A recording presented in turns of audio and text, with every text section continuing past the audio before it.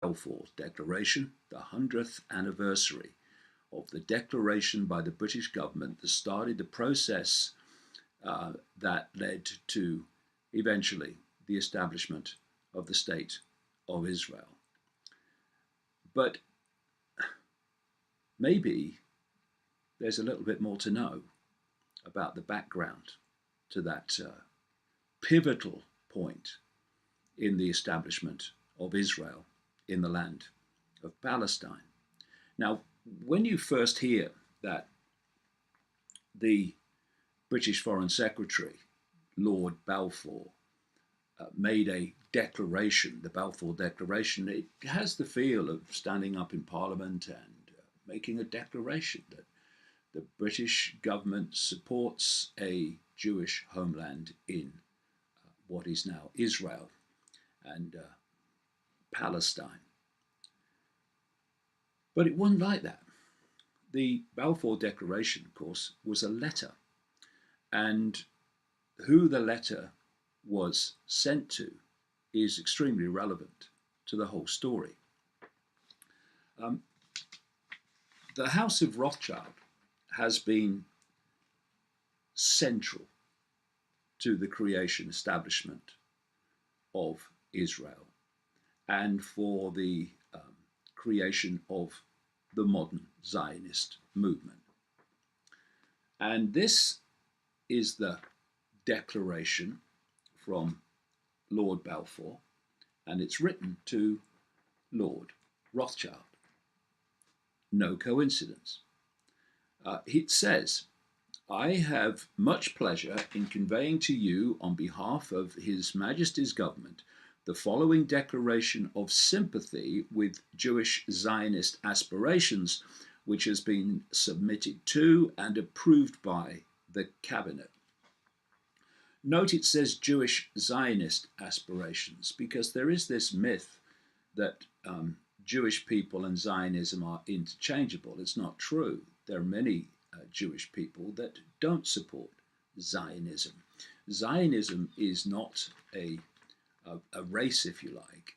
It is a political philosophy and an ideology, which, like I say, in modern times has been driven by the House of Rothschild. And the letter goes on to say, His Majesty's government view with favour the establishment in Palestine of a national home for the Jewish people and will use their best endeavours to facilitate the achievement of this object. And this next bit is a complete joke. It being clearly understood that nothing shall be done which may prejudice the civil and religious rights of existing non-Jewish communities in Palestine or the rights and political status enjoyed by Jews in any other country.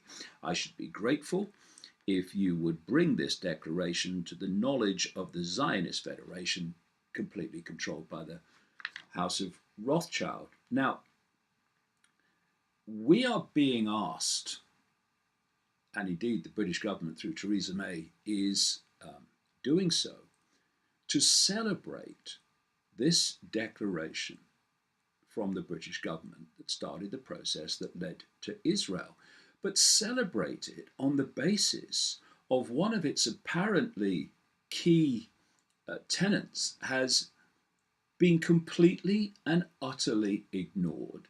That being, it's clearly understood that nothing shall be done which may prejudice the civil and religious rights of existing non-Jewish communities in Palestine.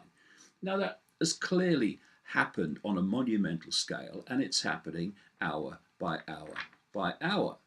So this is completely fraudulent in the sense that the deal was not kept by the treatment of Palestinians. Palestinians who were something like 90% of the population of that land. And here you have a British government in its stunning and predictable arrogance that can basically hand someone else's country to an outside group without even consulting the, the vastly greater population, 90% in Palestine, about giving their country away to someone else. Because that's what's happened. This whole nonsense about not prejudicing the rights of the population of Palestine at the time not only hasn't happened, it was never even planned to happen. But let's look at this declaration and the communication between Balfour and Rothschild from another perspective. Because, as I have been going on and on and on about decade after decade, this world is not controlled and dictated by people in the seen. It's in the unseen that the real decisions are made, and the manipulation goes on that manipulates and dictates the direction of the world that we see. So there was a connection, a major connection, between Balfour and the recipient of the letter, Rothschild, and it's something called the Round Table Secret Society based in Britain. Now, this was created by the Rothschilds in the latter part of the 19th century, and its first head was Cecil Rhodes. Cecil Rhodes being the man who was an agent of the Rothschilds and plundered southern Africa and allowed the British Empire to take over southern Africa on behalf of the Rothschilds and to, of course, steal their resources, the diamonds and the gold, etc., and set the local population, the enslaved population of southern Africa, to work in the gold mines and the diamond mines on behalf of the Rothschilds via Cecil Rhodes. So he was a nice man, Cecil Rhodes, and he was the first head of this Round Table Secret Society. When he died, just after the turn of the 20th century, he was replaced as head of the Round Table by a guy called Lord Alfred Milner. He was a businessman. He was a colonial administrator, big-time British colonialist, and he was a member of the British War Cabinet in World War I. And he headed the Round Table as an agent of the Rothschilds at the time of the Balfour Declaration. And as I've explained in my books, this is one of them going back to 1994, and The Truth Shall Set You Free.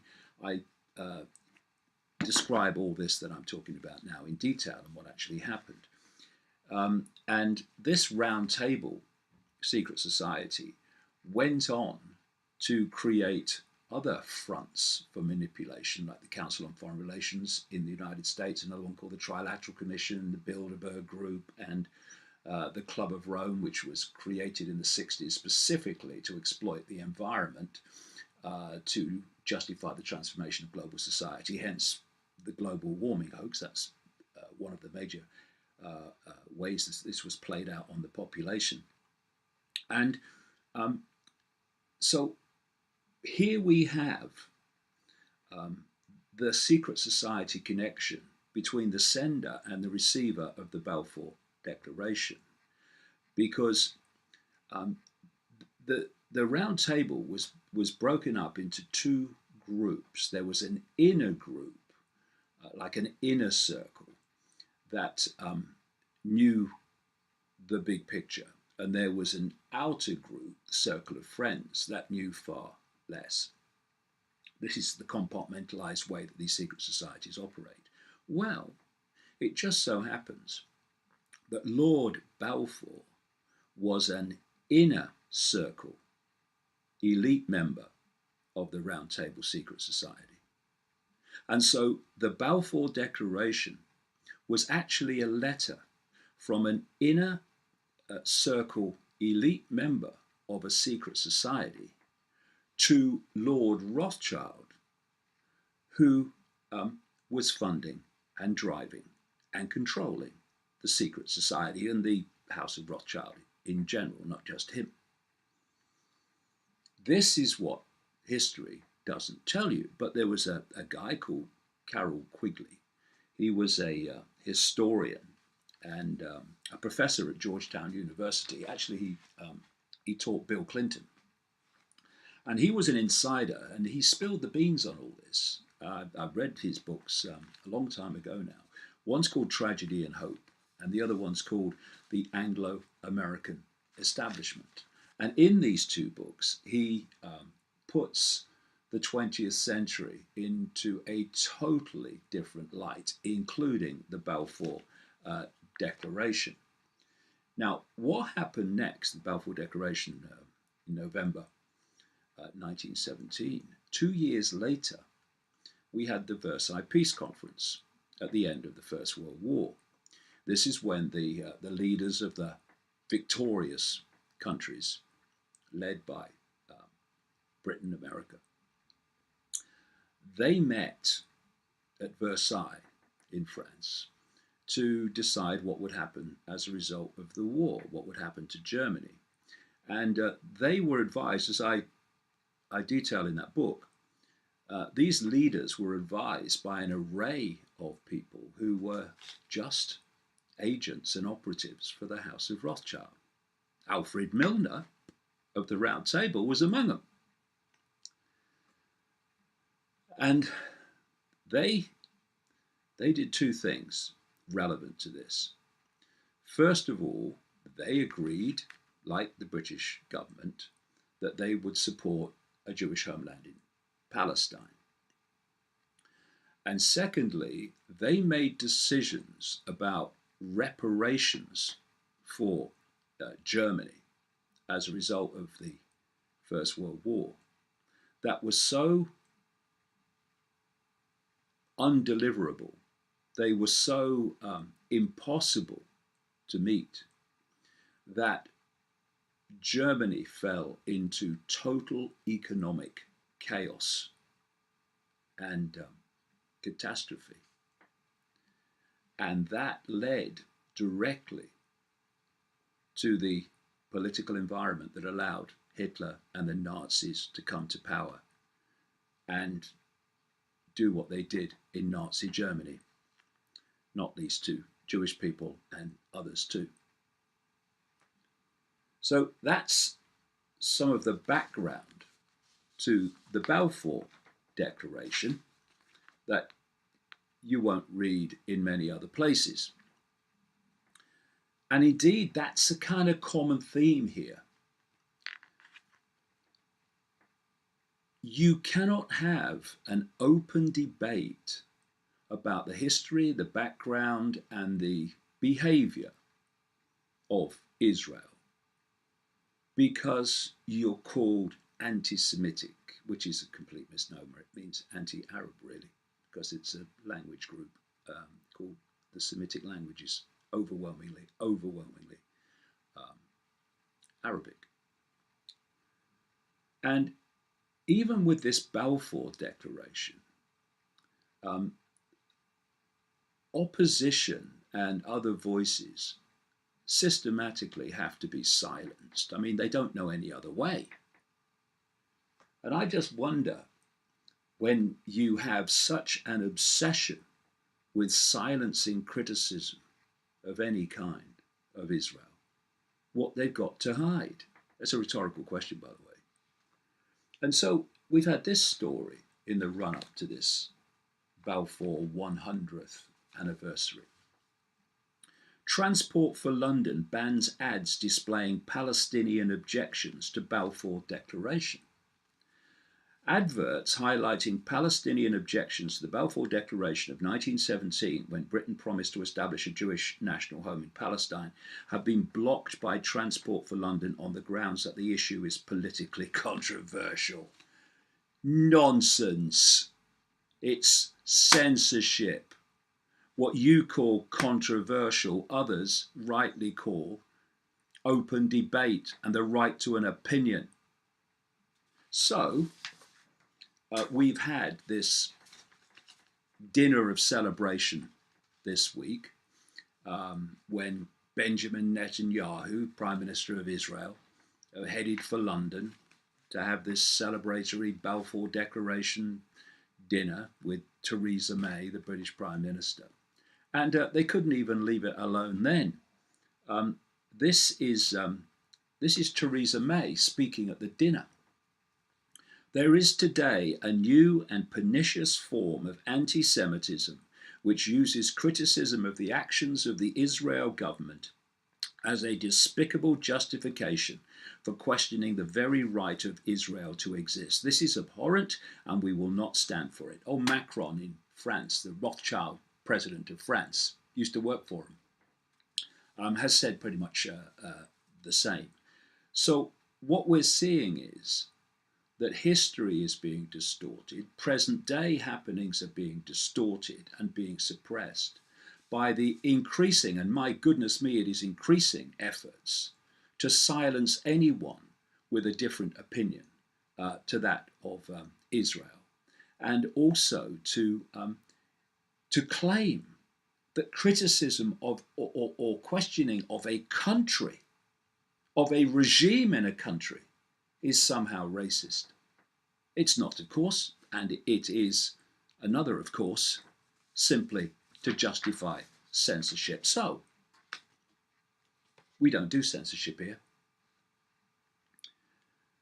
So let's have a look then at what we're supposed to be celebrating this week in this 100th anniversary of the Balfour Declaration.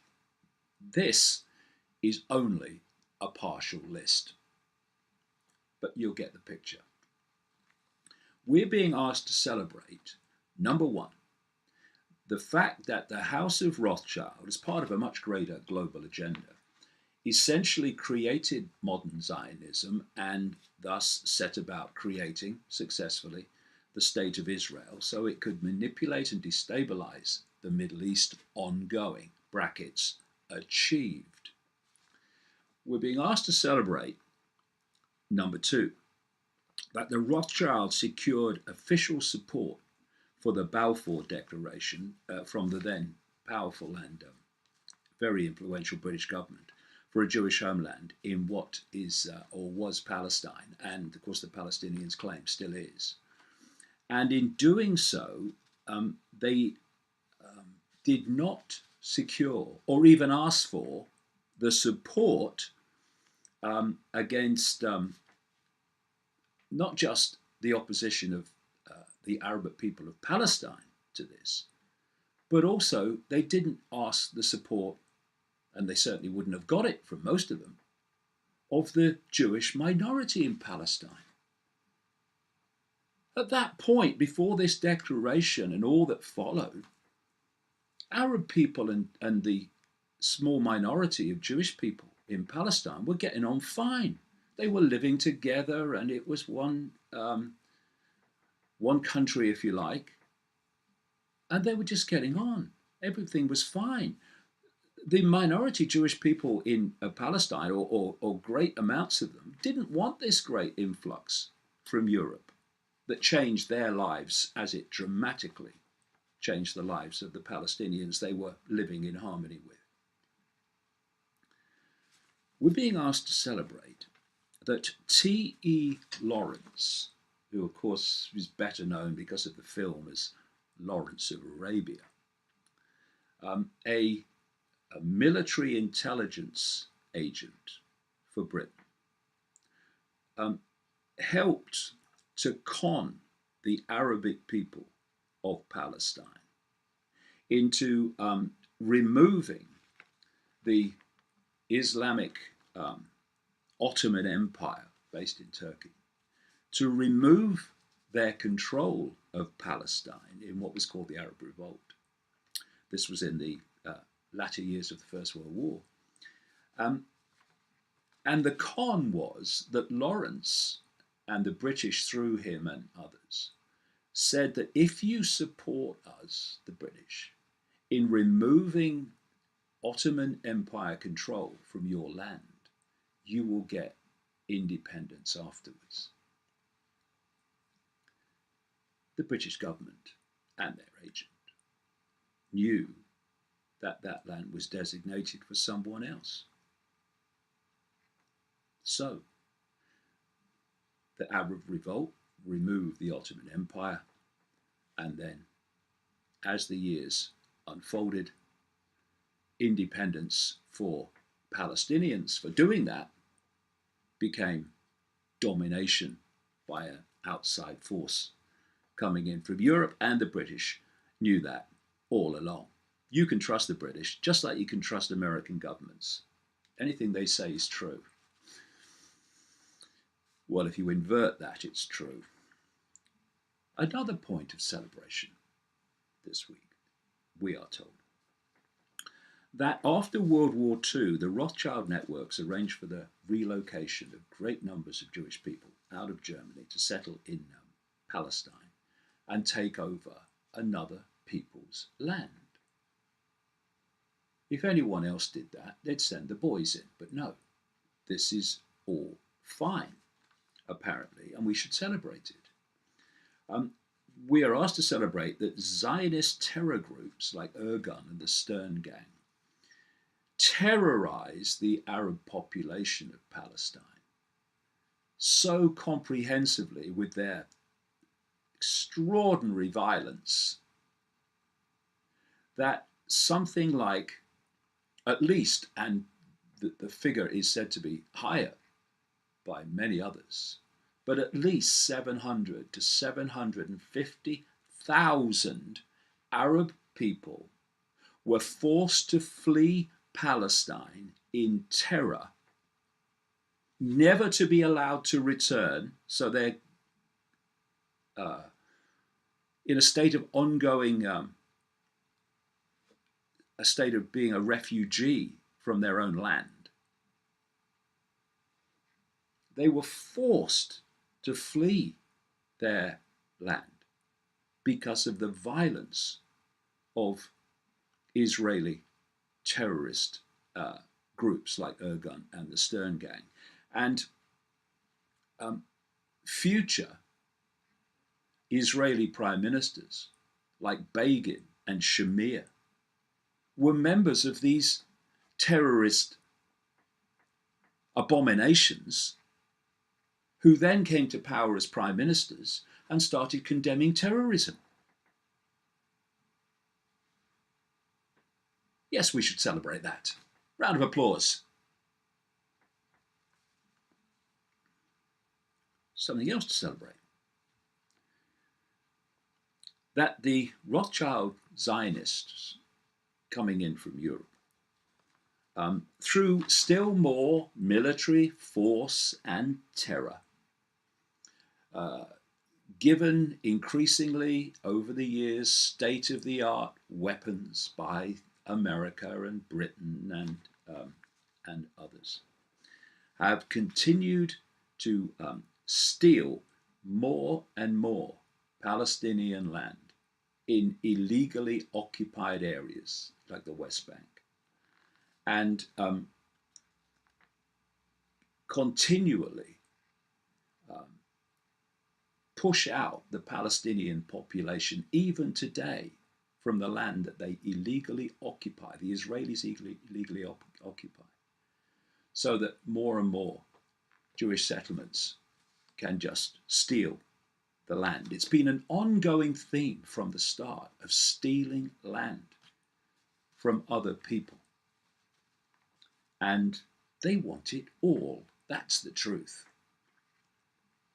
And also this ongoing violence and apartheid against the Palestinians has created, yes, an apartheid state in Israel, in which non-Jewish people are not treated in the same way and given the same rights as Jewish people. There's a word for that: racism. But that racism apparently only goes one way. So this gathering, further stealing and seizing of Palestinian land, which is all illegal, but who cares, says Israel? We do what we like. Rothschild is our daddy. This has increased dramatically again since the Zionist-owned Donald Trump came to power and basically gave him a blank check. That's why they're doing it more and more. Who's going to question it? Are we asked then to celebrate that Gaza is little more than an open-air prison camp, denied basic services and amenities, and periodically bombed from the sky with state-of-the-art weapons, supplied, many of them, with the funding of America, Britain, and the other Western moral countries? The last one of these mass bombings of the innocent in Gaza in 2014 killed at least 2,000 Palestinians, including 500 children. Anyone think that's a cause for celebration? I have my doubts myself. And let's celebrate then that the Palestinian population, all these years later, after the Balfour Declaration, is subject to Israeli military law, which denies them fundamental rights, while Israeli settlers in illegally occupied West Bank settlements are subject to Israeli civilian and the criminal legal system. They had a word for that in South Africa, apartheid. So we are asked to celebrate that since the turn of the millennium, at least 8,000 Palestinian children have been arrested and prosecuted in an Israeli military detention center system, notorious for the systematic ill treatment and torture of Palestinian children, according to Palestinian agencies. About 500 to 700 Palestinian children are arrested, detained, and prosecuted by the Israeli military court system each year. According to the organization Defense for Children International Palestine, quote, the majority of children are detained from their West Bank homes during the middle of the night by heavily armed Israeli soldiers. Several hours after their arrest, children arrive at an interrogation and detention center alone, sleep deprived and often bruised and scared. Interrogations tend to be coercive, including a variety of verbal abuse, threats, and physical violence that ultimately result in a confession. Unlike Israeli children living in illegal settlements in the West Bank, Palestinian children are not accompanied by a parent and are generally interrogated without the benefit of legal advice or being informed of their right to silence. They are overwhelmingly accused of throwing stones, an offence that can lead to a potential maximum sentence of 10 to 20 years, depending on the child's age. Many are given confessions to sign written in Hebrew, which they don't understand. Cause for celebration, Mrs. May?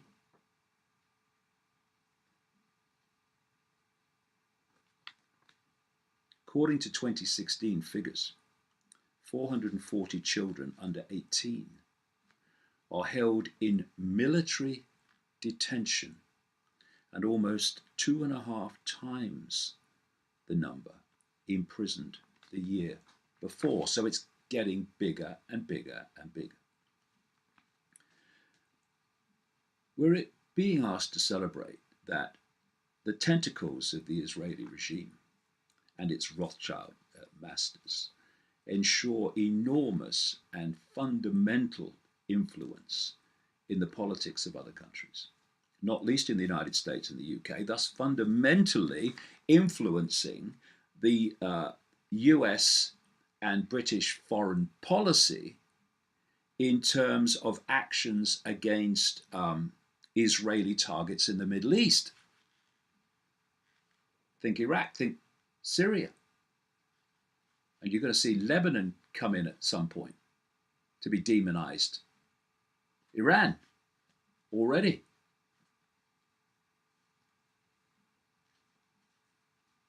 According to a leaked email from the former US Secretary of State Colin Powell, Secretary of State at the time of 9/11, Israel has hundreds of nuclear warheads pointing at Iran.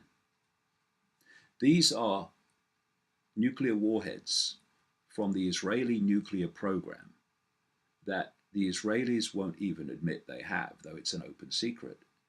And countries like America have a policy of never asking. But Iran, oh, they haven't got nuclear weapons. But oh, they've got a nuclear program. Danger to the world. One of the most trigger-happy countries on earth, Israel? No, don't ask. Why does this country, this sliver of land, have such global power to ensure that things like that happen? Answer that question, and a lot about the world will be answered.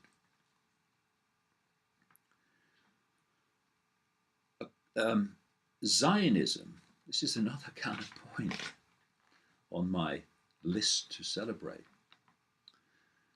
Zionism has no historic right to the land of Israel. It's a made-up story. The vast majority, the overwhelming, virtually totality of Jewish people today don't go back to the biblical Israel. And who wrote those stories in the Bible anyway? They go back to a place called Khazaria in what is now part of Georgia, southern Russia, the Caucasus, and around the Black and Caspian Seas. That's where they come from. And it was in the land of Khazaria that the king had a mass conversion of the population in 740 AD to Judaism. He had his reasons for that, which I'll go into in the books. And so that was nothing to do with race. It was a conversion to a belief system and an ideology called Judaism. And then as the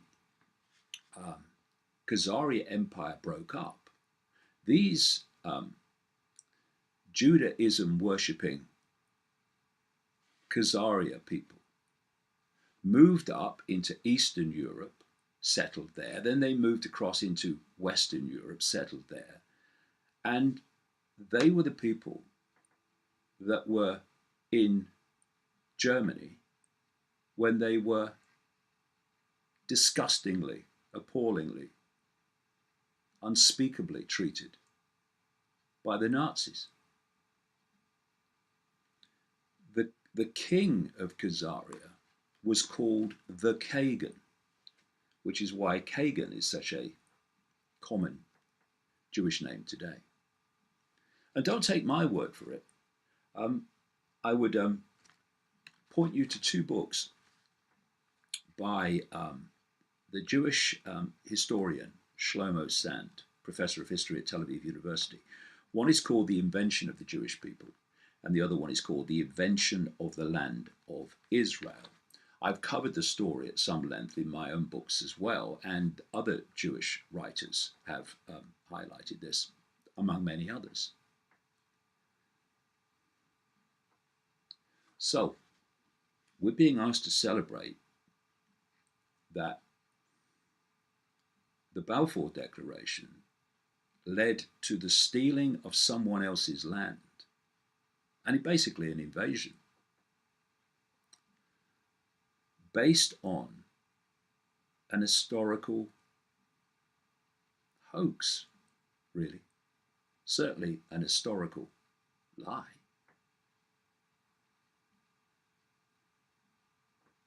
And that is what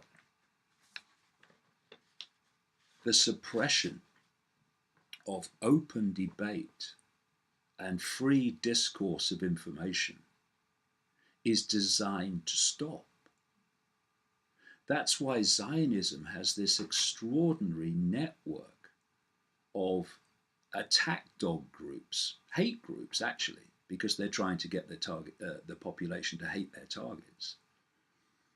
That's why they have such a large and sophisticated network whose goal is to suppress information that would challenge the official story about Israel, its history, and right to present day.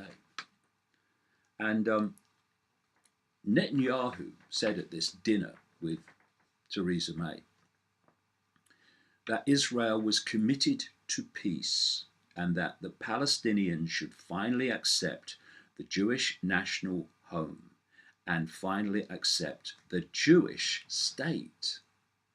Well, first of all, the Jewish national home is not, has no basis in history, if the truth be told. And to accept the Jewish state, why not the Israeli state with all people equally included? No, Jewish state. And these are the people that go on, use it as a weapon of silencing people, of silencing criticism. They go on and on about racism. And Netanyahu said, and when they do accept the Jewish state, the road to peace will be infinitely closer. In my opinion, peace will be achievable. Well, that's not the idea. It was never the idea. The idea was to take it all. And that's what they're doing now. 100 years after the Balfour Declaration, after we've reached the consequences that it eventually led to, we desperately need certainly open debate, but also some maturity and seeing things as they are and not as they were and as they different people would like them to be. So Israel now clearly has a lot of Jewish people. And saying, get out, disappear, is not a credible option, not in my opinion. But if we are going to see a state of peace and harmony amid this catastrophe that's unfolded since Balfour, then any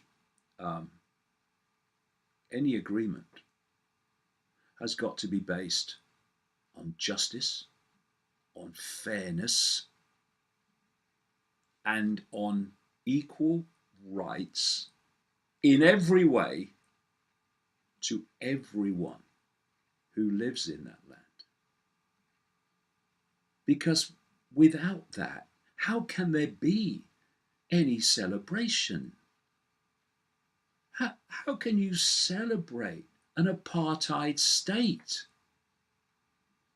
in which one group dictates everything about the other group and continually steals even more of its land?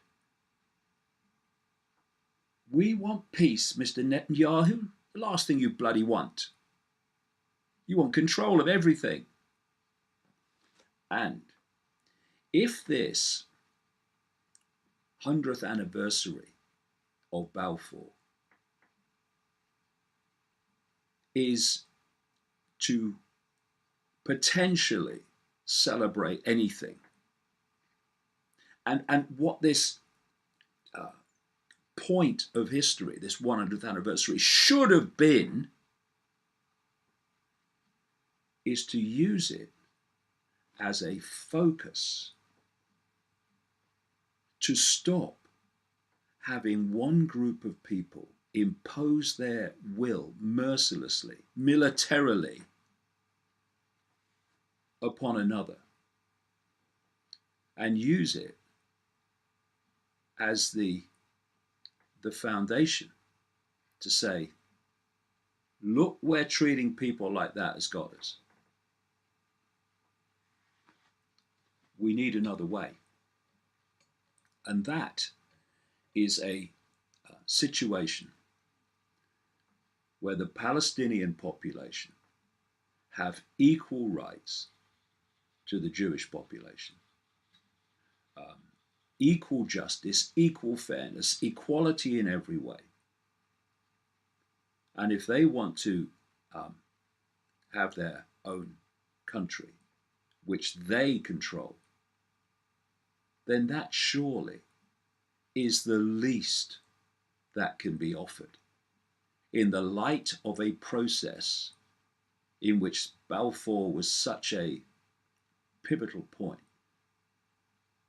in which a population from outside of someone else's land came in and just stole it, in effect, took it over by force, by violence.